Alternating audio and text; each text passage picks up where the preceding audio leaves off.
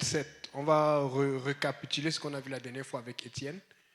Comme ça, on va gagner du temps parce que je pense que j'ai quand même du stock à partager aujourd'hui. Disons que Actes chapitre 7, à partir du verset, mettons, 55. Mais Étienne, rempli du Saint-Esprit, et fixant le regard vers le ciel, vit la gloire de Dieu et Jésus debout à la droite de Dieu. Et il dit, voici, je vois les cieux ouverts et le Fils de l'homme debout à la droite de Dieu. Ils poussèrent alors de grands cris en se bouchant les oreilles, et ils se précipitèrent tous ensemble sur lui, le traînèrent hors de la ville et le lapidèrent. Les témoins déposèrent leurs vêtements aux pieds d'un jeune homme nommé Saul. Et ils lapidaient Étienne, qui priait et disait, Seigneur Jésus, reçois mon esprit. Puis, s'étant mis à genoux, il s'écria d'une voix forte, Seigneur, ne leur impute pas ce péché. Et après ces paroles, il s'endormit. Il s'endormit. Quand tu es un enfant de Dieu, tu n'as pas peur de la mort. C'est spécifié, il s'endormit. Rappelez dans 1 Thessaloniciens 4, verset 16, Paul dit au sujet de ceux qui dorment. Il veut dire ceux qui sont morts. Donc, n'ayez pas peur de la mort. Ils dorment. Et je vous promets, je l'ai vérifié en grec. C'est vraiment le mot dormir qu'ils ont utilisé. Quand on dit mourir, j'ai oublié le mot, mais ce n'est pas ce mot qui est utilisé là-bas. Amen. Et donc, toujours dans mes nombreuses questions à Dieu, je me disais, Seigneur, pourquoi là, il voit ta gloire? Pourquoi Orlando, quand il passe le métro, ne voit pas un ange qui apparaît, qui dit, Orlando? Tu ris. Pourquoi, on croit que tu es fort, on croit que tu es puissant. Pourquoi de temps en temps, tu ne peux pas vous envoyer un éclair? Je suis là, je suis ton Dieu. C'est amusant, hein? Je vous dis, des fois, je suis fou dans ma tête. Puis je vais demander ça au Seigneur. Je dis, pourquoi? Mais c'est ça que j'aime Dieu. Et quand il a répondu, il a dit, regarde le verset juste à côté. À côté, c'est dit, il le lapidait. J'ai dit, c'est parce que... Non, le Seigneur explique que j'agis parce qu'il y a beaucoup de sacrifices. Il y a la mort.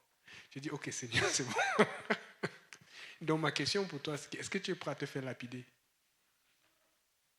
Donc, vous voyez, c'est parce que tout va bien que rien ne se passe. Et ça, c'est une chose que je remercie le Seigneur pour mon pasteur que j'ai appris. Il faut que tu bouges. En fait, le secret, je vous l'ai dit, je te le redis encore. Quand tu arrives chez toi, tu manges, tu dors. Le lendemain, tu manges, tu dors. Rien ne se passe. Tu es dans les trous. Aller à l'église ne suffit pas. Il faut que tu fais même un carnet. Tu dis, Seigneur, je dois sortir. Je dois sortir de la maison. Je dois sortir faire quelque chose. Sœur Marie sort, va se faire rendre visite aux sœurs des plats. En plus, en tout cas. On attend. Le Seigneur les a tellement bénis qu'on attend d'autres bonnes nouvelles. Amen. Va aller rendre visite. Parce que les gens qui prient et qui ont des bonnes nouvelles, tu vas aller passer du temps avec elles. Amen. Ou avec eux. Amen. C'est pas facile pour nous. Des fois, là, c'est une chance que le Seigneur a vraiment. Et je vous dis, moi, je ne comprends pas. Si tu es dans le Seigneur, tu dois évoluer. Tu dois évoluer. Amen. Je m'appelle le nombre de fois où la sœur Josée a changé de voiture. Aujourd'hui, elle a oublié ça. Elle conduit une grosse voiture, maintenant elle prend ça pour acquis. Tout le monde, sœur Bibiane, sœur Joël. Mais elles oublient qu'à un moment, les voitures là les dérangeaient. Et aujourd'hui, dernièrement, quand on m'appelait, frère Yannick, qu'est-ce qu'il y a chilling aujourd'hui? Vous savez ce que je dis? Demandez à Vando, ou à Kali, ou à Gabriel. Parce que s'ils font, ils savent qu'ils vont prendre la responsabilité. Et ça m'aide beaucoup. J'ai refait mon programme parce que maintenant, à part peut-être lundi, qu'il y avait trop de monde, il fallait déposer les gens. Mais même lundi, il a fait deux tours, aller-retour. Souvent, on est pendant le chilling. Il fait les tours, aller-retour. Il a l'énergie, il est jeune. Moi, j'ai l'énergie, mais je vais me reposer parce que le lendemain, j'ai des choses à faire et je devais travailler. Donc, le fait que quelqu'un grandisse te profite. Nous devons grandir. Quand nous grandissons, nous profitons à l'église. Nous sommes une aide les uns pour les autres. Amen. Et comme je dis, on a une caisse qu'on fait avec la sœur Fabienne. Dès qu'on a fait ça, j'ai vu qu'elle aime des choses comme ça. Là. Moi, vous savez que le nombre de caisses qu'on a fait, il fallait faire les calculs. C'était 400. Après, quelque chose ne donne pas. Après, tu dois suivre les gens pour l'argent. Mais ça nous a aidé tellement cet hiver. On a joué au tennis plus que jamais. Amen. Regarde ton main, tu dis, tu dois grandir. pour grandir, honnêtement, quand on vient d'arriver à l'église, on grandit beaucoup dans l'église. Mais après un moment, on ne peut plus grandir. Pour grandir, il faut grandir hors de l'église. Parce que Dieu a dit, allez. C'est parce qu'à un moment, tu es déjà solide. Même si on te flatte comment, tu ne vas pas arrêter d'aller à l'église. Même si on te menace avec l'âme, tu ne vas pas arrêter. Mais tu dois faire comme Étienne. Étienne a eu des problèmes parce qu'il n'était pas à Jérusalem avec les autres. Il n'était pas dans la chambre haute. Il était dehors en train de parler avec les Juifs. Et les Juifs sont fâchés. Mais le problème, c'est que nous, si on arrive, tu ne lis pas la partie où Étienne a vu Jésus à la droite de Dieu et cette gloire et tout. Si tu arrives, tu entends juste que Étienne est mort parce qu'il servait Dieu. Oh, c'est négatif. Mais tu ne sais pas ce que lui, il a vécu. Quelle expérience. Où Dieu a dit, non, c'est pour ma gloire. Tu m'as fait plaisir. Qu'est-ce que je vais faire pour faire plaisir à Dieu pour sa gloire? La lapidation? La moquerie? Se tenir? Amen. Regarde ton tu dis bouge. Bouge. On a l'évangélisation à faire. On a des choses à faire au Schlager. On a du travail. Mais si tu restes dans la routine, tu ne vas pas voir les éclairs. Si tu restes dans la routine, tu ne vas pas voir les images, les choses qui vont t'illuminer. Et je vous ai parlé tout à l'heure de ce qu'on a ressenti chez la sœur Carly et que j'avais ressenti aussi déjà à Terrebonne. C'est parce que je bougeais. Je ne voulais pas rester nulle part. Amen. Et puis, et c'est pour ça que je sais qu'on est dans la victoire parce que eux, peut-être, ils ne le savent pas. Le fait que Gabriel travaille, Carly travaille. Je sais que d'autres aussi travaillent, mais je dis, comme ce sont les jeunes qui sont plus souvent avec moi, c'est comme un repère, c'est comme une horloge pour pouvoir faire des choses. Amen. Et j'ai pu acheter mon programme parce que je suis en train de faire d'autres choses que je voulais faire depuis. Moi, personnellement, je m'attends. Ça peut être plus tard, parce que je disais ça à quelqu'un, on attendait la voiture de vendredi l'année passée, mais ça arrive cette année. Mais gloire à Dieu. C'est même bon, parce qu'avec les problèmes qu'il a failli avoir là, un jour, j'ai tellement été attaqué. Et j'ai appris à faire les trucs, même ne plus bâcher dans la voiture, tout serré, tout ça là. Qu'il y avait un jour, la plaque d'immatriculation de vendredi finissait. Je l'ai stressé, j'ai appelé sa mère, j'ai dit là, s'il sort même une minute avec la voiture là, il a même compris que. Parce que je sais comment l'ennemi fonctionne. Il attend toujours des petites erreurs pour attaquer. Donc dans mes plans, je m'attends à ce que l'année prochaine, Gabriel et Kali aient chacun leur voiture. Il faut prophétiser. Il faut. On va être plus efficace. Comme ça, Vando n'aura pu aller déposer. C'est eux qui vont déposer d'autres personnes. Je m'attends. Ils ont de la pression, mais vous allez voir comment. Vous allez voir comment ils grandissent. Hier, la semaine passée, déjà, Gabriel était en retard parce qu'il y avait un truc à faire au travail et c'est José qui l'a accompagné. Les gens sont arrivés, où est Gabriel? Parce qu'on sait qu'il doit être là. Il y a l'étude du lundi, où est Gabriel? Il faut comprendre que c'était sa fête avec nous dimanche, mais il devait fêter sa fête avec son papa, donc on l'a réquisitionné lundi. Le gars est bien, il a bien mangé partout pendant 2 jours de suite. C'est ça. Donc, c'est parce qu'ils sont là, on voit les résultats que Dieu fait parmi nous et ça encourage. Et donc, nous aussi, nous devons produire. Amen. Alléluia. Je continue. Donc, on avait réglé la question de Jésus à la droite de Dieu. On a dit que c'est la puissance de Dieu, la gloire de Dieu. Amen. La manifestation de Dieu. Ou souvent, on utilise le terme, ça c'est mon bras droit. Tu sais, quand tu envoies ton bras droit, ce n'est pas toi qui vas, mais c'est ton bras droit qui te représente. Mais tout ce que ton bras droit dit, tu l'approuves parce que c'est ton bras droit. Maintenant, quand on dit Jésus à la droite de Dieu, Dieu est esprit. Dieu n'est pas chair. Mais pour pouvoir voir Dieu, c'est quand tu regardes à Jésus. Quand on va arriver au ciel, il n'y a pas une lumière, tu sais, comme ils font dans les films d'action ou dans l'intelligence artificielle avec des yeux qui... Non, ce sera un homme avec 2 yeux, une tête, des mains, des pieds, mais il sera glorifié. Amen. Et nous pensons qu'il aura même des cicatrices parce qu'il en parle dans Zacharie. Donc il ne va pas nous cacher les cicatrices. Parce que moi, par exemple, quand je suis blessé, j'ai un bouton ici, là. Et c'est pourquoi les gens me disent qu'il ne faut pas percer le bouton. Moi, je ne suis pas patient. Que ce soit laid, pas laid, j'ai percé. Mais ça fait quand même bizarre. Tu sais, tu veux que ça cicatrice, puis tu regardes un peu mes droits et tout ça là. Jésus ne fait pas ça. Lui vient comme il est. Parce qu'il voulait que tu acceptes qu'il t'a fait comme tu as été et que tu prennes du plaisir dans la présence du Seigneur. Mais vous savez ce qu'il n'a pas caché? Quand il va venir, c'est sa gloire. Parce que la Bible dit qu'il va être dans toute sa gloire, il va te glorifier. Il veut montrer par là que tu sois beau, pas beau, plus beau, moins beau, stylé, pas stylé. Si tu as la gloire de Dieu, si tu as l'onction, c'est ça qui te donne. Amen. C'est ça qui donne. C'est l'onction qui donne. Amen. C'est ça. Donc, on a donc vu qu'Étienne, c'était le premier martyr de l'Église. Et il a, les gens disent qu'il a souffert, mais là, la Bible dit qu'il s'est endormi. Donc, des fois, tu penses que tes souffrances, c'est mais Dieu est en train de dire, tu es en train de me glorifier. Amen. Alléluia. Donc, nous devons avoir beaucoup d'influence. Je parle beaucoup avec des gens au travail ou ailleurs ou dehors. Quand tu restes longtemps avec quelqu'un, tu sens le langage. Et maintenant qu'on parle, oh mon frère, ma soeur, des gens qui sont païens, des gens qui font des choses. Ils disent, toi tu es béni de Dieu, que Dieu te bénisse. Je vous parle du langage des gens qui ne vont pas à l'église. Il faut que tu influences autour de toi. Il y a des gens qui ont peur qu'on sache qu'ils sont chrétiens à leur travail. Ils vont m'attaquer. Mais où est ton témoignage? Amen. Je donne un exemple à quel point on influence. On a un autre, j'ai des amis syriens que je joue au soccer avec. Je joue toujours à des gens que je peux évangéliser. Mais eux, leur particularité par rapport aux Libanais qui sont musulmans, mais avec qui on s'entend, eux, ils sont des Syriens chrétiens. Donc, ils sont un peu avec influence islamique, mais beaucoup d'influence catholique. Donc, ils savent que Jésus, c'est important. Donc, l'autre jour, on joue au soccer. Encore une autre histoire qui se passe toujours au soccer. Et là, c'était chaud. Le match était engagé. Et j'avais amené un de mes amis, le Camerounais, que je parlais jeudi, qu'on fasse des activités avec lui et tout. C'est ça qui est notre force, les activités. Mais les activités doivent devenir activités spirituelles à la fin. Amen. Mais comme le match est trop engagé, il y a eu un problème, il y a eu une balle. Et comme j'étais proche de la balle a touché un de ses coéquipiers, c'est sorti. Mais lui pensait que ça a touché un de mes coéquipiers. Et ça, c'était une relance importante parce que ça allait soit aller de côté là, soit de l'autre côté. Et moi, j'ai dit, non, ça a touché votre coéquipier. Et j'étais sûr. Mais il est venu devant moi. Ça, je vous promets. Et je ne m'y attendais pas. Il m'a dit, dis au nom de Jésus. Il m'a dit ça parce qu'il suit nos vidéos, il suit Instagram. D'habitude, je ne publie pas les trucs de nourriture. Vando me connaît, il m'a demandé, je ne publie pas les choses pour faire l'argent. Là. Nous, on est là pour publier les choses de l'église.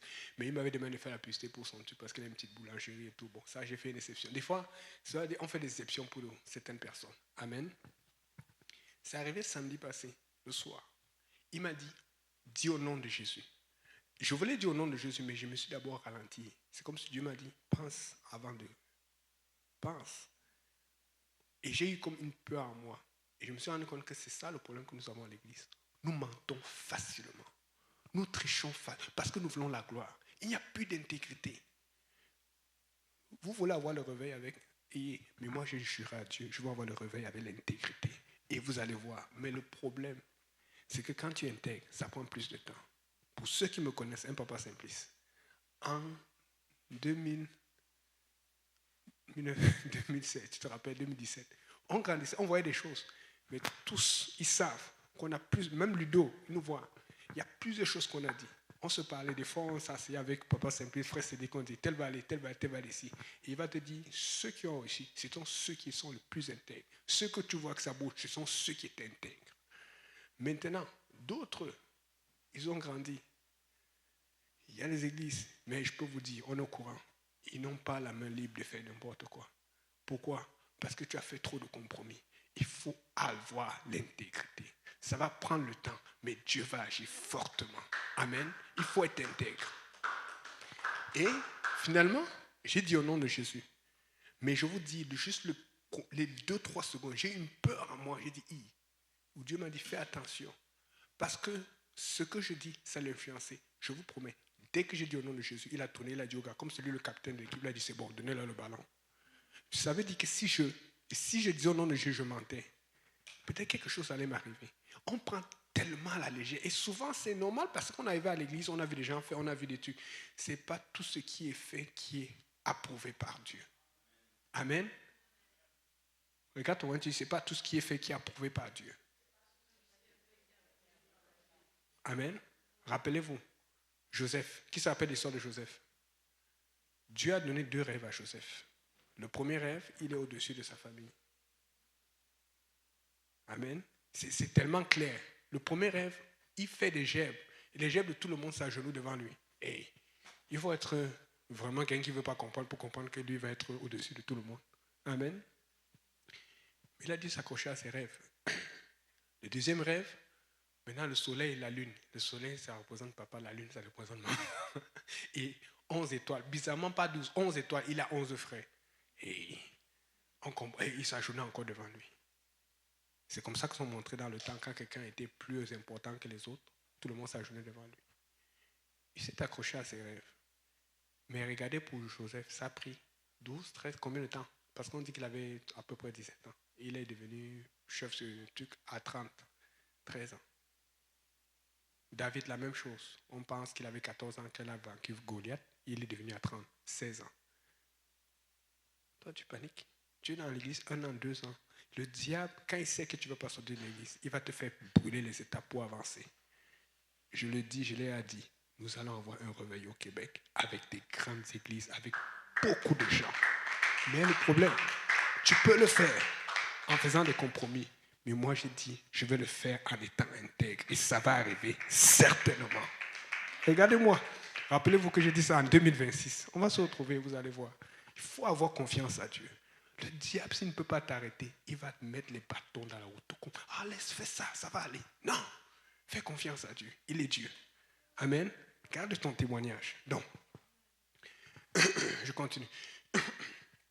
Donc, Papa Ludo, si tu peux lire Acte 9. Là, on va voir Saül, qui est devenu Paul, Pablo. Ah, en espagnol, j'aime bien ça. C'est quel récit?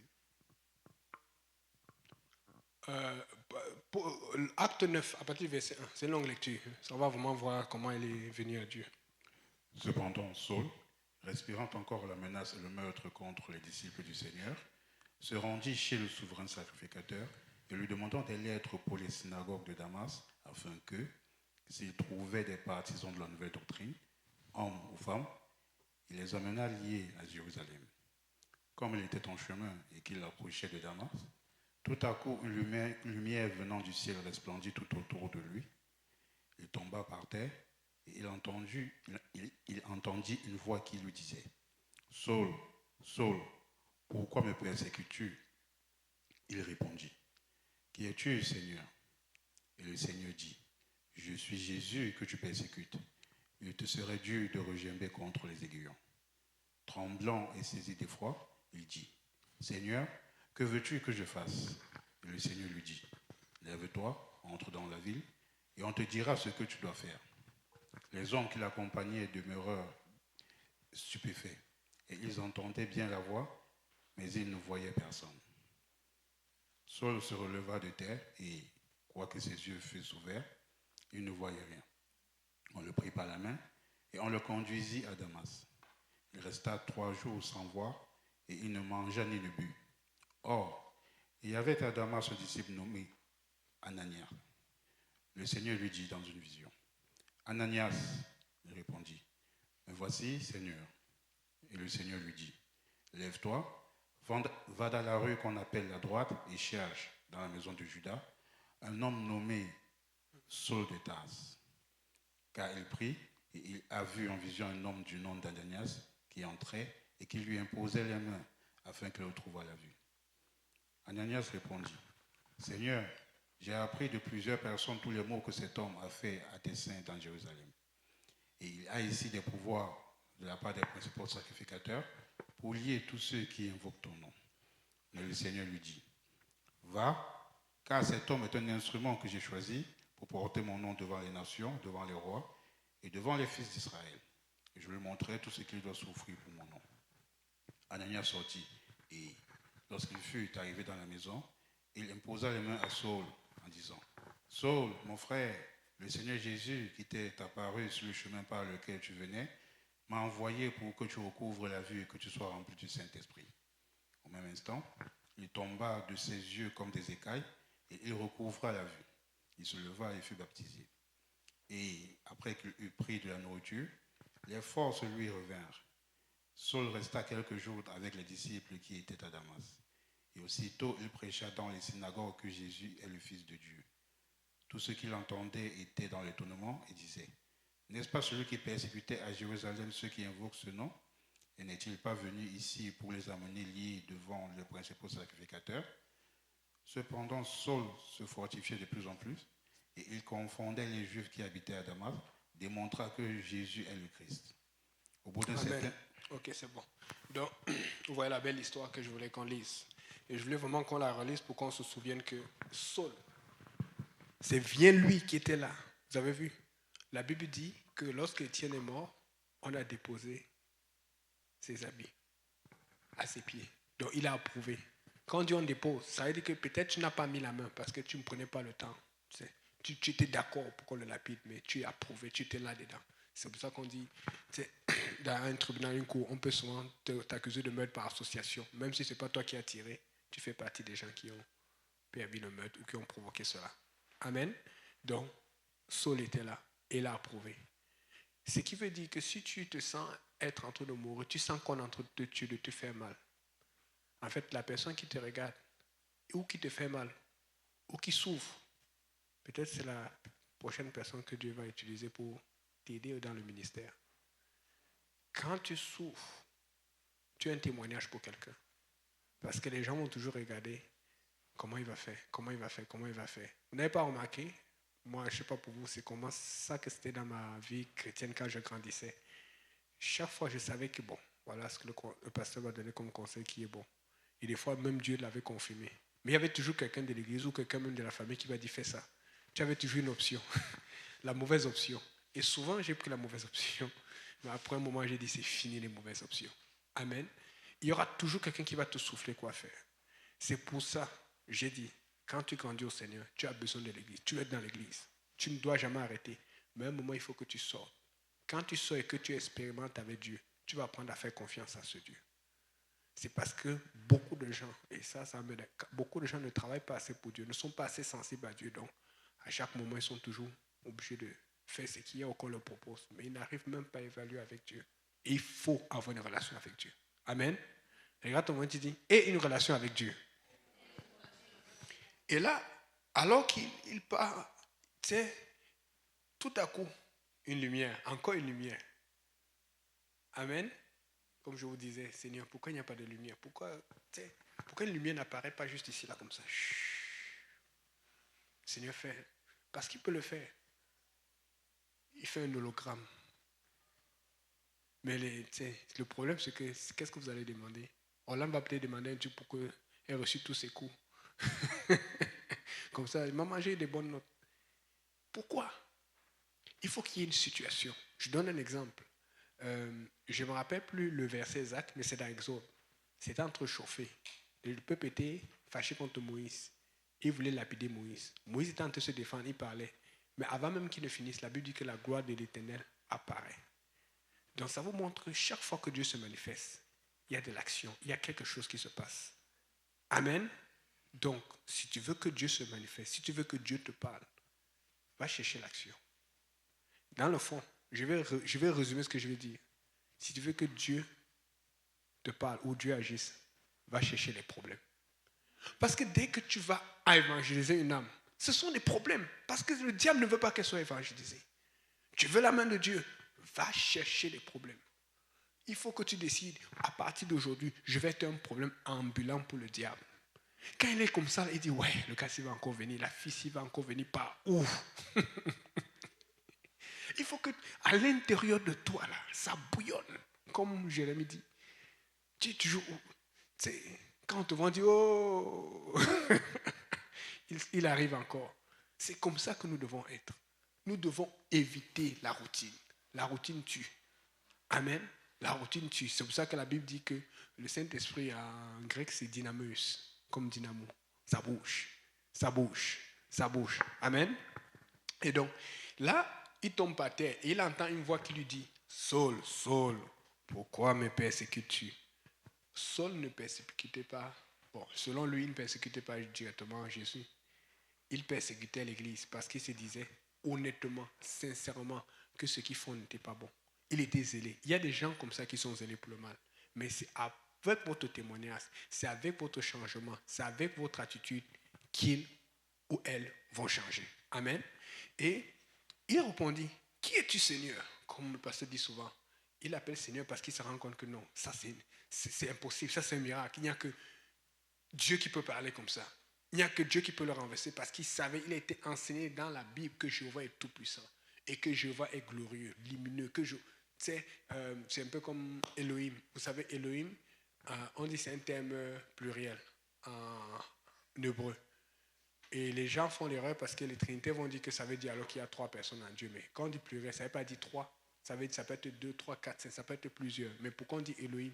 C'est parce qu'on veut montrer, on veut montrer la pluralité des valeurs, de la qualité, de la bonté, de la puissance de Dieu. Parce que Dieu est puissant, il est bon, il est magnificent, il est tout. C'est pour ça qu'Elohim, c'est un terme pluriel pour parler d'un seul Dieu. Amen. Mais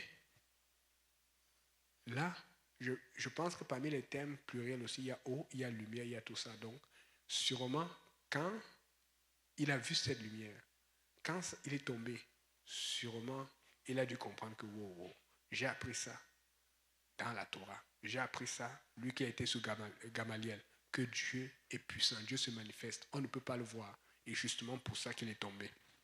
Donc, là, la Bible dit que, il dit, qui es-tu Seigneur? Le Seigneur lui dit, je suis Jésus que tu persécutes. Donc le Seigneur se révèle à lui. Et pour lui, c'est grave parce que les Juifs avaient du mal à comprendre qu'un homme peut être Dieu. Je suis Jésus que tu persécutes. Et sûrement, il avait entendu parler de ce Jésus, puisque c'était populaire partout et que les apôtres du Saint-Esprit étaient déjà tombés. Tremblant et saisi d'effroi, il dit, Seigneur, que veux-tu que je fasse? Il dit directement, Seigneur, que veux-tu que je fasse? Il dit, lève-toi, entre dans la ville et on te dira ce que tu dois faire. Écoutez bien. Le Seigneur ne lui a pas parlé directement. Le Seigneur a dit, quelqu'un va te dire ce que tu vas faire.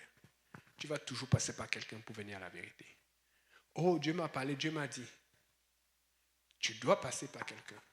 J'ai appris le témoignage, Pasteur Grand, Pasteur Kaouzi, Pasteur Benji, tous ces grands hommes de Dieu, Pasteur Abou, tous sont passés par quelqu'un. Moi aussi. Mais regardez, devinez, après quand on voit Paul, on le voit maintenant tout le temps avec Dieu. Tu commences par quelqu'un et Dieu va t'élever. Tu dois commencer par quelqu'un. Mais après, tu vois, Paul, il a écrit toute la Bible. Tu le vois partout. Tu ne vois plus Paul avec Ananias qui l'a amené à Dieu. Tu ne vois plus Paul en train de faire des études bibliques parce qu'on l'a formé. Il y a un temps de formation. Mais si tu intègres, tu es fidèle, Dieu va t'amener très loin. Amen. Toujours pour continuer. Là, Saul se releva de terre et quoi que ses yeux fussent ouverts, il ne voyait rien. Donc il était aveugle. Ça, c'est un autre miracle parce que d'habitude, les aveugles, quand ils sont aveugles, les yeux se ferment, d'autres, ça sort comme ça vient, mais lui, on dit que les yeux sont ouverts. Moi, ce que je comprends ici, là, vous pouvez le relire, c'est que ses yeux n'étaient pas comme les yeux des aveugles, c'est que ses yeux étaient normaux. Tu le voyais, tu avais l'impression qu'il voyait, mais il ne voyait rien. C'est ça que ça veut dire. Parce que d'habitude, quand tu vois un aveugle, des fois, il y a certains que les yeux sont un peu ouverts, d'autres, c'est fermé, mais d'autres, chaque fois que c'est ouvert, tu quand même vois que l'œil pend ou quelque chose ne va pas normalement. Amen. Donc ici, là, ce que je comprends, c'est qu'il était normal, mais sa situation n'était pas normale. Il avait un blocage. Le blocage peut venir de Dieu pour que tu vois d'abord ce qui est spirituel. Amen. Donc, il ne voyait pas. Et il resta 3 jours sans voir. Et il ne mangea ni ne but. Je ne pense pas que Dieu lui a dit de jeûner. Lui, il a compris que non.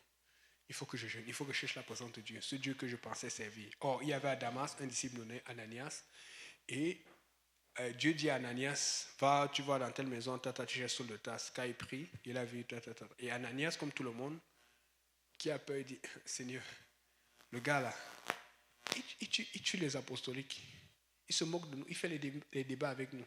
Il nous renverse. Il fait regarder les gens. Dieu dit, je l'ai utilisé. S'il y a quelqu'un qui te met de l'opposition, continue à prier pour la personne. Dieu va faire. Amen. Comme j'aime beaucoup la chanson. Dieu va faire encore. Je lui montrerai. Ici, là, ça c'est la partie qu'on va lire et puis on va continuer. On ne va pas continuer le reste de la lecture. C'est verset 16. Frère Ludo, est-ce que tu peux lire le verset 16 à haute voix pour savoir ce que Dieu aimerait dire à chacun d'entre nous? Et je lui montrerai tout ce qu'il doit souffrir pour mon nom. Je lui montrerai tout ce qu'il doit souffrir pour mon nom. Moi, quand je suis venu à l'église, quand je priais Dieu, je voulais que Dieu me dise, au lieu de me dire ceci, je lui montrerai toutes les promesses que j'ai pour lui. Tout là. Dieu il a répondu à beaucoup de promesses. Il est en train de répondre à d'autres. Amen. Mais quand Dieu parle à Ananias de Paul, il dit, je lui montrerai tout ce qu'il doit souffrir pour mon nom. Et ça fait comme, Seigneur, donc il va souffrir, il ne va même pas penser à lui. C'est ça que ça veut dire. Parce que Dieu est digne de toutes tes souffrances. On chante souvent, tu es digne de mes adorations, tu es digne de tout. Amen. Donc, je lui montrerai tout ce qu'il doit souffrir pour mon nom. Ananias sortit, lorsqu'il fut arrivé dans la maison, il imposa les mains et Saul, il a vu et tout éventuellement, il a été formé et tout s'est bien passé. Donc, on a vu que l'Église est passée par la persécution et l'Église va passer par la persécution en ce moment. Amen. Et l'une des raisons pour laquelle on ne vous donne pas les détails à Hochelaga, c'est parce que les jeunes sont en train de passer par la persécution en ce moment et c'est atroce. Parce que là, ils sont en train de réaliser, mais nous, on veut juste servir Dieu. Nous, on veut juste aller à l'église. Nous, on veut juste... Mais on ne veut. Je vous dis littéralement, on les surveille pour les empêcher d'aller à l'église. Et donc, on y va mollo. Amen. Mais Dieu est en train de travailler parce que là, ils sont en train de voir, c'est à cause du nom de Jésus que nous souffrons comme ça. Ils pouvaient aller à n'importe quelle église, les églises de leurs amis. Il n'y avait pas de problème. Mais quand tu viens à la vérité, tu as touché à quelque chose. Amen. Tu veux déranger le diable, tu veux que ça bouge, il y a une chose que vous pouvez faire. N'arrêtez pas. Je sais que vous avez un moment où vous avez invité les gens à l'église. N'arrêtez pas. Il y a toujours quelqu'un invité à l'église. Invite les gens du travail. Invite les gens de l'école. Invite des amis. Il y a quelqu'un que tu as invité, n'est pas venu. Réinvite parce que des fois, le jour où tu invites, c'est là où peut-être qu'il est touché. N'arrêtez pas d'inviter. Le diable veut te bloquer. C'est ce que, hey, tu n'es pas obligé de faire des études comme vendredi, papa simplice et tout. Tu n'es pas obligé. Bien qu'il faudrait, c'est recommandé de faire une étude biblique, mais tu peux continuer à inviter. Il y a la conférence qui commence. Oh, on a oublié les cartes. On a dû prendre. Je voulais prendre les cartes pour la conférence. J'en ai, mais pas beaucoup. J'en ai juste assez pour inviter certains contacts. Mais bon, on va vous les donner. On se voit tout le temps. Pour ceux qui vont à l'Est demain, prenez-en à l'Est. Il y en aura à l'Est. Amen. Nous, on sera à Saint-Laurent. Donc, invite et on va donner l'étude. Amen. La plupart des études bibliques que j'ai données, je ne m'appelle pas avoir invité la personne. Frère Vando, ce n'est pas moi qui l'ai invité, c'est un autre jeune. Que bon, c'est sûr que le premier, c'est moi qui l'avais invité, mais la plupart des autres, à l'Est, j'avais donné beaucoup d'études bibliques. Le frère Jules, ce n'est pas moi qui ai invité, sœur Karine, c'est pas... Mais il y a des gens qui sont forts pour inviter. Invite les gens à l'église. Amen. Donc, c'est ça. Là, après, tu vois, au bout d'une semaine, les Juifs se concertent pour le tuer. Il venait de tuer il n'y a pas longtemps. Et puis, il est parti en formation. Et là, il commence à vivre pour Dieu. Maintenant, on dit, oh, celui-là. Aujourd'hui, en Amérique du Nord, te tuer, c'est quand on te persécute. Te tuer, c'est quand on veut te faire perdre le travail à cause du nom de Jésus. Quand on te fait perdre des avantages. On ne te donne pas l'augmentation comme les autres. On ne te donne pas les avantages que les autres ont. On te critique. C'est quand, par exemple, on t'ostracise, on te met à côté. On ne parle pas avec toi tout le temps. On ne parle pas de la même façon. Il y a des gens qui nous respectent, mais il y a des gens qui n'acceptent pas qu'on rentre dans certains sujets, dans certaines réunions, dans certaines situations. Pourquoi? Juste parce que tu sais le nom de Jésus. Amen. Et je voulais apporter ce sujet parce que chaque fois je veux partager ça, mais j'oublie. Vous savez, quand on perd quelqu'un, tout le monde a déjà perdu quelqu'un ici, non? Un grand-père de la famille. Ça fait mal. Ça fait très mal. Parce que tu ne vas plus revoir la personne. Amen. Mais dans le monde spirituel, quand on perd quelqu'un, c'est quand la personne rétrograde. C'est pour ça que ça fait mal, parce que la personne est morte spirituellement.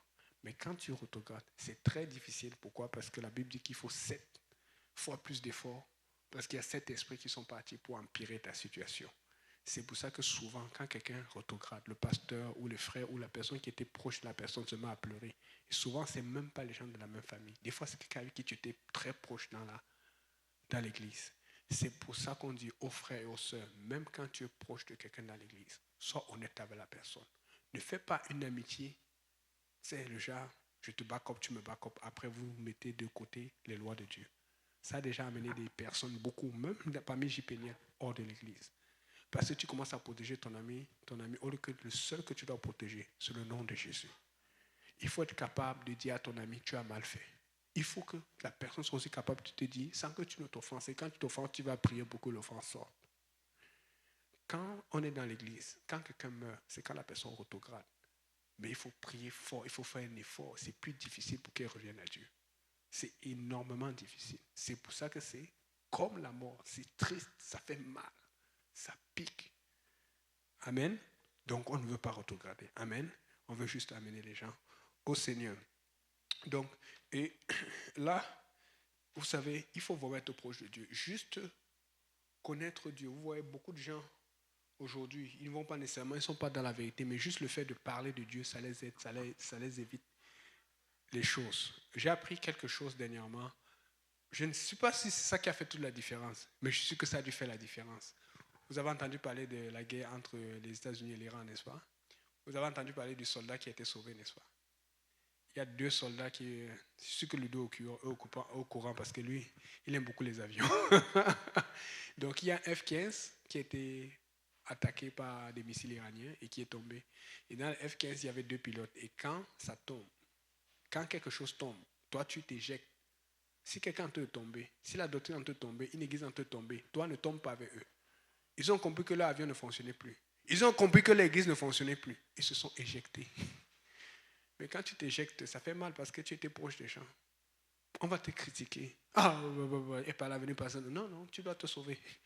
Et quand ils se sont éjectés, il y a un qui a été récupéré plus tard, c'est bien, mais l'autre s'est blessé quand il s'est éjecté. Parce que quand tu t'éjectes, dépendamment de ton niveau de connexion avec la personne, de comment tu tombes, de comment ça se passe, ou de comment quelqu'un se venge sur toi, ou ce qu'il dit sur toi, ça fait mal. Vous savez quoi? Il s'est éjecté, il s'est blessé, mais c'est lui qu'on cherchait pendant des heures.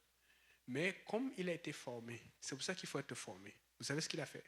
La première chose, il est monté sur la montagne. Toujours la montagne. On a vu Tsoa dernièrement avec Ali et Gabriel. Dieu avait dit, va à la montagne. Il a voulu rester à Tsoa. Les problèmes sont venus. Et c'est ça qui tue, même nous dans l'église. Dieu t'a dit exactement là où ça va fonctionner, le réveil ou la réponse. Mais toi, tu as quelque chose qui semble que ça peut fonctionner. Tu penses, non. Moi, j'ai appris quelque chose avec Dieu. Le jour où il m'a parlé, moi, l'effort que je fais, c'est pour arriver là où il m'a parlé, le jour où il m'a fait parler. Même si, pendant que j'avance, les gens ont l'impression d'avancer vite, je sais ce que Dieu m'a dit. Et je garde ce que Dieu m'a dit. Amen. Là, maintenant, le gars est monté. Mais quand il monte sur la montagne, ça devient plus difficile et aux Américains de le trouver et aux Iraniens. Mais l'avantage, c'est qu'étant sur la montagne, quand les gens essayaient de s'approcher de lui, on pouvait tirer. Donc, il fallait faire une opération spéciale. Maintenant, ce que les gens font quand ils sont en guerre, c'est qu'ils ont des balises spéciales. La balise est facilement repérable par les gens de l'armée américaine. Mais une balise, pour qu'on te repère, tu ne dois pas la mettre longtemps parce qu'on peut repérer le signal. Donc, fait que les gens ont tous des trucs électroniques. Donc, il faisait apparaître sa balise un peu. Après, il fermait. Parce qu'on lui a appris ça. Parce que la balise, ce qui se passe avec un signal, c'est que mais pour que ça apparaisse, quand ça apparaît dans le radar, il faut que ce soit répétitif. Et quand c'est répétitif, on peut diriger, on peut rediriger. Parce que quand ça disparaît, c'est difficile. Donc les radars commencent à localiser, et puis on fait des recherches. On dit c'est par ici. Alors ce qu'il faisait apparaître une fois après. Maintenant, il fallait le chercher à vue. C'est tellement impressionnant parce que je me suis rendu compte que tous les pays qui ont, comme le pasteur disait hier, les gens critiquent souvent les États-Unis, parfois même le Canada et tout. Bon, on ne se rend pas compte que c'est l'Amérique du Nord, premièrement les États-Unis, qui font envoyer les missionnaires partout, surtout en Europe, surtout en Afrique. Des fois, là, on les déteste, mais ce sont les seuls missionnaires qui ont apporté beaucoup de réveil, beaucoup de paix, beaucoup de situations. Là, la balise, s'allume, s'éteint, s'allume, s'éteint, s'allume, s'éteint. À un moment, on a su à peu près là où il était, mais il fallait le trouver, comme les autres le cherchaient. C'était chaud. Mais dans la balise, il y a un mot qu'il a écrit. Vous savez c'est quoi? Dieu est grand. Je suis sûr que ça a changé. Donc, dans son Dieu est grand là, ça veut dire que si je meurs, Dieu est grand. Si je vis, Dieu est grand. Ça a pris beaucoup de temps. On me dit 36 heures. Écoutez, il faut qu'on ait cette attitude. Si je meurs, Dieu est grand. Si je vis, Dieu est grand. C'est comme ça que je fonctionne. Et on l'a trouvé. Parce que Dieu veut un témoignage. Il est un témoignage. Et tout. Et ces gens ont tout l'avantage, et beaucoup de gens l'ont appris. Et là, on a appris que l'une des choses qui a donné l'avantage à CA, parce qu'eux, quand ils connaissent, ils ne disent pas toutes leurs techniques. Ça m'a tellement touché. C'est ça. Plusieurs fois, j'ai dit aux gens, priez. Même le pasteur dit prier. Parce que quand tu pries, Dieu te dit des choses qu'il ne dit pas aux autres. Dieu te dit des choses qu'il ne dit pas aux autres. Vous devez avoir une vie proche de Dieu. Ça te donne l'avance sur les autres. Ça te donne l'avantage. Priez sincèrement, priez sans cesse. Là, comme ils ont réussi à l'avoir, les gens voulaient savoir. Et Trump, comme il parle beaucoup, ça parce qu'ils ont su un secret que les États-Unis savaient, que ni les Russes ni les Chinois ne connaissaient la technologie. On s'est rendu compte que depuis des années, la CIA a une technologie expérimentale. C'est sorti dans les journaux aux États-Unis et tout. Personne ne savait. Ou avec leur sonde, ils sont capables de détecter les battements de cœur de quelqu'un à distance. Donc on était capable de savoir où il se trouvait dans la montagne. Et de fait, parce que c'est important, parce que s'il est mort, parce que il faut comprendre que dans la mission, il y a eu beaucoup d'avions qui étaient impliqués, il y a eu beaucoup de soldats qui ont mis le pied au sol. Et c'était tellement dangereux qu'il y a 2 avions qui ne sont pas partis. Et quand les 2 ne sont pas partis, on a pu prendre les autres soldats des 2 avions. Et arrivé en haut, ils ont tiré sur les avions pour cacher la technologie qu'il y a dans les avions. Ils ont détruit les avions. C'est une mission qui a coûté cher. On ne parle pas des millions de dollars que ça a coûté, mais l'âme était importante. C'est à ce point que nous devons sacrifier pour les âmes. Amen. Mais nous avons su ça parce que les gens d'Asia, les gens, ils étaient fâchés contre lui parce qu'il a dit, oh, vous savez, on a quelque chose où on les dépasse. Et c'est vrai. Mais pourquoi je dis ça? Et souvent, quand on fait attention, ce n'est pas l'orgueil. Quand tu pries et que tu as l'habitude de parler à Dieu, les gens vont parler mal contre toi. Ils vont dire n'importe quoi. Fais confiance à Dieu. Reste tranquille. Fais ce que Dieu t'a dit. Devant, on va voir. Oh, c'est vrai, Dieu lui parlait vraiment. Les gens vont gratter la tête. Ils avaient cette technologie depuis longtemps, mais ils n'avaient jamais révélé ça. Plusieurs sauveteurs, ils ont fait avec ça là. Parce que ça change la donne. Quand tu peux repérer, tu peux voir où le cœur. Parce que ça nage avec l'intelligence artificielle. Et puis, aussi, quand tu vas tirer, tu sais. Parce que le niveau de risque quand quelqu'un est mort, ce n'est pas le même niveau de risque quand quelqu'un est vivant. C'est pour ça qu'ils ont pris plus de temps avec. Il fallait qu'ils sachent d'abord s'il est vivant ou s'il n'est pas vivant. Une fois qu'ils ont dit qu'ils sont vivants, ils savaient les risques qu'ils allaient faire. Il y a aussi une situation où on dit la CIA a diffusé des fausses nouvelles pour donner la localisation ailleurs, pour que les gens se dirigent ailleurs. Ils sont là attaqués pendant un moment. Le temps que ça les affaiblisse, après ils sont venus le chercher. Ils ont fait tout un plan. Oui, Ludo. En fait, c'est qu'au moment donné, ils ont envoyé le signal qu'on l'avait récupéré déjà. Ah oui, c'est ça. Donc quand ils ont envoyé le signal, les Iraniens ont dit que bof, les Iraniens ont fait demi-tour, alors qu'ils sont allés le chercher. C'est ça. Mais même quand ils ont envoyé ce signal-là, il y a d'autres qui étaient toujours là. Mais le problème, c'est qu'il ne fallait pas qu'ils montent la zone là où ils se trouvaient. Donc, fait que quand il y a eu les frappes, ils sont allés attaquer dans une zone qui était risquée. Et ça, tous les Iraniens ont concentré les efforts là-dessus. Mais ce qu'ils ont fait, c'est que les Iraniens ont fait une mise à prix de 60 000 $. C'est beaucoup. Et il y a beaucoup de gens qui sont très islamistes, qui sont fâchés, ils voulaient juste le récupérer, soit pour le tuer, soit pour avoir le gain et tout. C'était risqué. Même si ce n'était pas l'armée iranienne, il y a des gens qui étaient prêts à faire. Donc, ils ont vraiment délocalisé le truc de la bagarre. Pendant ce temps, on essayait de le repérer et on essayait de savoir s'il est vivant. Je vous dis, ce genre de mission, ça coûte cher. Quel genre de mission, quel genre d'effort nous sommes capables de faire pour sauver une âme? Quel effort nous sommes capables de faire? Amen. Si je vous donne, je suis vraiment content. C'est pour ça que je voulais donner les témoignages de la sœur Joël quand elle a parlé. Ce n'est pas moi qui ai parlé. Merci qu'elle ait parlé et je l'ai exposé. Mais si je commence à vous donner les témoignages dans ma famille, mes parents, depuis que je suis venu à Dieu, du nombre de maladies qui sont intégrées. Et non, Dieu ne va pas me parler puis je vais dire je n'ai pas compris. Non. Mais justement, une fois qu'il va te parler, tu vas avoir de l'opposition. Dans le monde, ta chair, même dans l'église. Mais est-ce que tu vas écouter Dieu? Ce n'est pas facile, ce n'est facile pour personne. Mais Dieu fait des miracles. Et il fait des miracles dans vos vies, tous les jours. Il fait des miracles pour nous tous les jours. Écoutez, c'est un réveil de force, de puissance, de prière, mais aussi de patience. De patience, parce que moi, je ne veux pas juste Dieu, je veux Dieu avec la qualité. Je veux Dieu avec la force. Je veux Dieu avec des gens comme Gabriel Vando plusieurs fois. Amen. Plusieurs. Amen. Alléluia. C'est qui, je ne sais plus qui d'autre. Il y a des gens qui les connaissent, qui nous connaissent déjà. On dit, comment va ça, Kali? Comment va ça? Juste parce qu'on les voit faire. Quand on les voit maintenant, on dit, est-ce que je peux avoir les cookies? Est-ce que je peux pas? Parce qu'ils travaillent pour le Seigneur avec force et puissance. Amen. Donc, on a vu comment cette connaissance de Jésus de Saul a changé sa vie. Amen. Donc, on va juste lire ceci et puis après on va se lever. Dernière lecture, acte 10. On va introduire ce qu'on va voir la semaine prochaine. La semaine prochaine, parce que la semaine prochaine c'est table ronde. Acte 10, verset 1 jusqu'à 6. Il y avait à Césarée un homme nommé Corneille, centenier dans la cohorte dite italienne. Cet homme était pieux et craignait Dieu avec toute sa maison.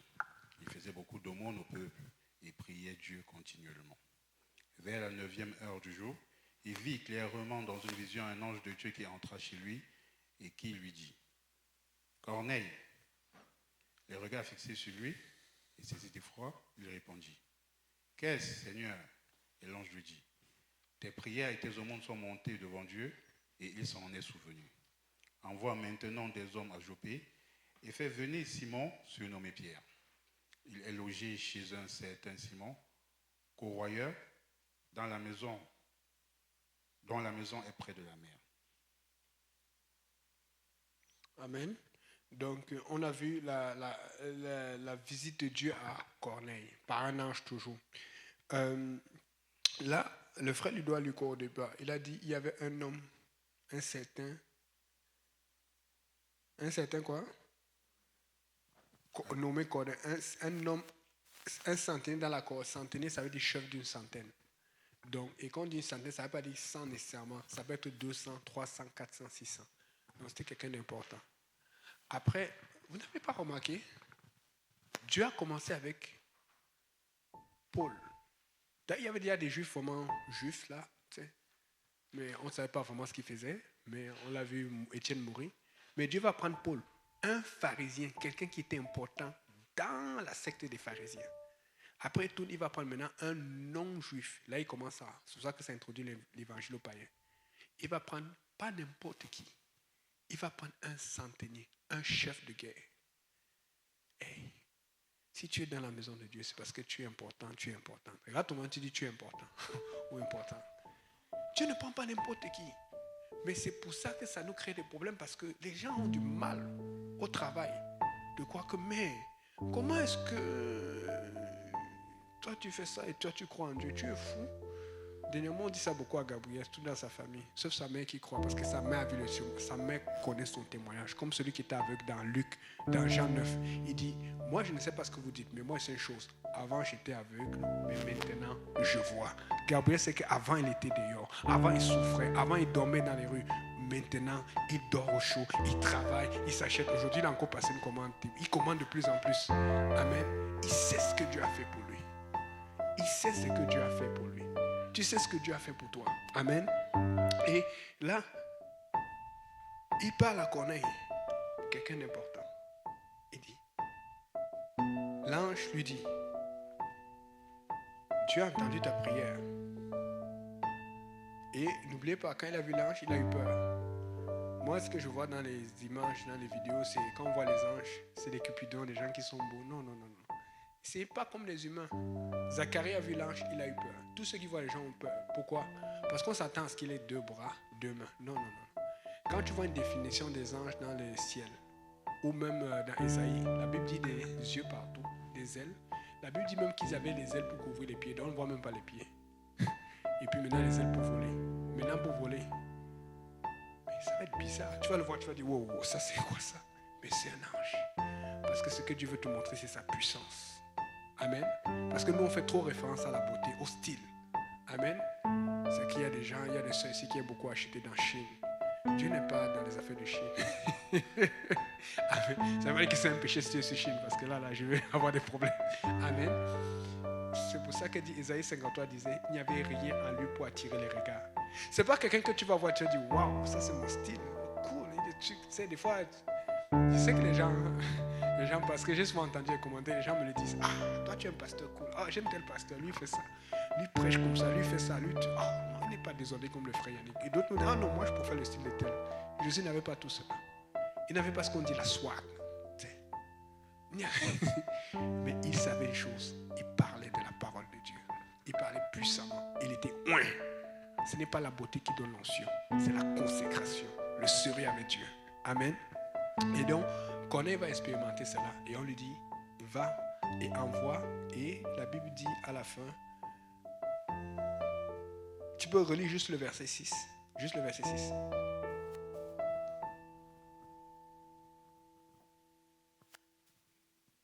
Il est logé chez un certain Simon, corroyeur, dont la maison est près de la mer. C'est ça. Et donc, dans ce verset, le verset 10, vous avez vu, le verset n'est pas complet. Tu vas dans les manuscrits anciens, ou aussi même la version anglaise de la King James, il y a ça. Certaines versions n'ont pas. La Bible dit que c'est lui qui te dira les choses qu'il faut que tu fasses. Quand on est parti voir Paul, on lui a dit, faites attention, ça peut venir dans le carotte. À noter. Quand on est parti voir Paul, on lui a dit va voir Ananias. On va voir quelqu'un. Et puis on a envoyé Ananias. Chaque fois que tu viens à Dieu, on va envoyer quelqu'un. Mais ça, c'est pas écrit. Moi, ça, c'est mon idée. Le niveau d'écoute. À quel point tu écoutes ton pasteur? À quel point tu écoutes l'homme de Dieu que Dieu a mis dans ta vie? J'ai appris des histoires comment un pasteur Kaosi était derrière un pasteur Graham. Il y a des choses. Aujourd'hui, Gabriel me disait comment quelqu'un lui a mal parlé. J'ai dit, garde ça pour toi parce que la personne va te regarder en face. Je lui ai raconté comment quelqu'un avait mal parlé de mon pasteur Kaosi. J'ai jamais dit son pasteur Kaosi. Ça m'a tellement fait mal. Mais le jour où la personne m'a dit, ok, pour toi, c'est fini avec moi. Et tout. Et aujourd'hui, la même personne me regardait voir comment je suis arrivé loin. En fait, si tu veux que Dieu te relâche, sois soumis. Si tu veux que Dieu te relâche, suis. Parce qu'il faut comprendre le principe. Un homme est imparfait et Dieu est parfait. Des fois, tu penses que ce que l'homme te demande est difficile. Mais ce que Dieu te demande est toujours plus difficile que ce que l'homme te demande. Mais si tu n'es pas capable de faire ce que l'homme te demande, comment tu vas être capable de faire ce que Dieu te demande? C'est pour ça que Dieu va toujours envoyer quelqu'un dans ta vie. Tu vas toujours avoir cette phase où tu dois grandir. Tu dois prendre des choses, bonnes ou pas bonnes. Ça ne fait pas ton affaire. Mais accepte, tu dis Seigneur, ce n'est pas facile, mais donne-moi la force. Et quand Dieu va voir qu'il l'a compris, elle a compris, dit, ma fille, viens, j'ai une mission pour toi. Parce que Dieu veut que tu sois à l'écoute et que tu obéisses. Amen. Papa Simplice, est-ce que tu peux venir pour conclure? Merci.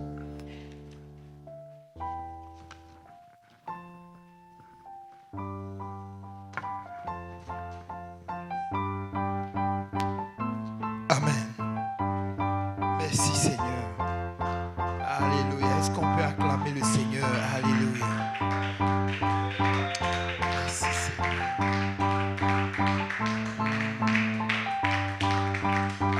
Merci Seigneur pour ta parole. Merci Seigneur, Papa, pour ta présence. Merci Seigneur pour tout ce que tu fais dans nos vies au quotidien, Seigneur. Merci Papa pour ta parole.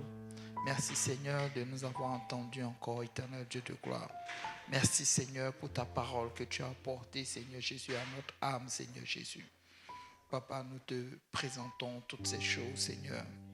Nous remettons, Papa, le restant de la semaine, Papa, en tes mains, Seigneur. Souviens-toi de tous ceux qui ont un besoin quelconque, Seigneur, au milieu de nous, Seigneur. Tous ceux qui ont un besoin, Papa, en ligne, éternel Dieu de gloire, touche-les, Seigneur. Tous ceux qui ont entendu cette parole, l'éternel Dieu de gloire, tous ceux qui vont le regarder ou l'entendre plus tard, Seigneur. Nous te louons, nous te rendons grâce. Que toute gloire te revienne, Seigneur Jésus. Merci, Seigneur. Que le peuple de Dieu dise au nom de Jésus. Au nom de Jésus. Au nom de Jésus. Au nom de Jésus. Souvenons-nous, le prédicateur a dit, la maison gagne toujours. La maison gagne toujours. Alléluia. Amen. Donc, soyez bénis.